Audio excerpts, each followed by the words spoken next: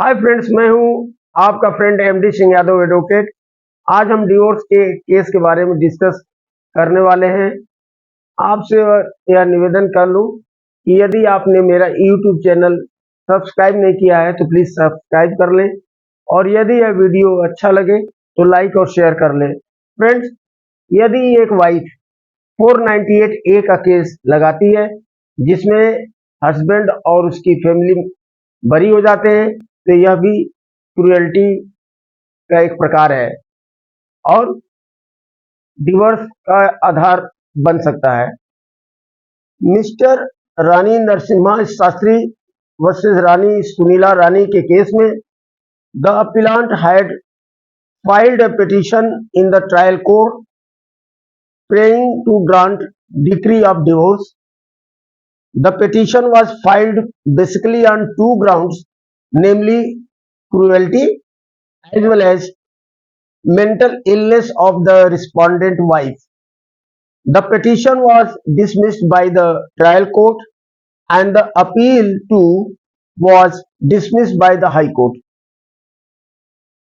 Supreme Court held that when a person undergoes a trial in which he is acquitted of the allegation of offense under section 498A of IPC leveled by the wife against the husband, it cannot be accepted that no cruelty has meted out on the husband.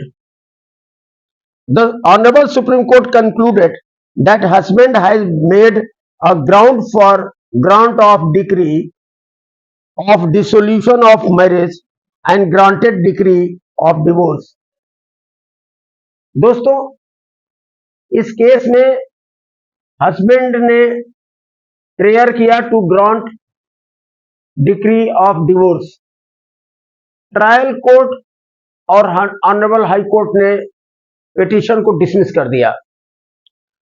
Trial court ने कहा कि जो cruelty एक कोई ये साबित नहीं हो पा रही है सिर्फ इस बात से कि वाइफ ने 498 का क्रिमिनल केस फाइल कर दिया है, इससे क्रूएल्टी साबित नहीं हो पाती। और दूसरा जो मेंटल डिसऑर्डर वाला जो ग्राउंड है, वो जो एविडेंस हस्बैंड ने एड्यूस किया वो सफिशिएंट नहीं था एस्टेब्लिश करने के लिए कि wife was suffering of mental disorder. Honourable high court ने भी अपील को डिसमिस कर दिया। जब ये मैटर ऑनरेबल सुप्रीम कोर्ट में पहुंचा तो ऑनरेबल सुप्रीम कोर्ट ने